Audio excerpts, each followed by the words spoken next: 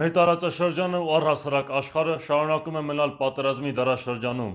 իսկ Նիկոլեն կարծում են, որ կարող են իրենց տհաս ուղեղներով խաղաղություն հաստատել առանց որևիցե ուժ ցուցաբերելու։ Վերջերս Նիկոլ Փաշինյանը զավեշտալիորեն ասաց, որ մեջբերում եմ. մենք ի վիճակի ենք եղել բարձրացնել մեր անկախության ու ինքնիշխանության մակարդակը, եւ ես սովորաբար ասում եմ, որ Հայաստանը դառնում է ավելի ու ավելի անկախ երկիր։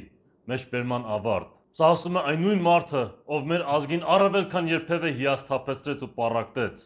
Սա ասում է այն նույն մարդը, ով 44 օրյա դավադիր պատերազմի ժամանակ մեր բանակի մեջքին դանակ խրելով մեզ տարավ դեպի խայտառակ պարտություն եւ ստորագրեց նոյեմբերի 9-ի տխրահռչակ համաձայնագիրը,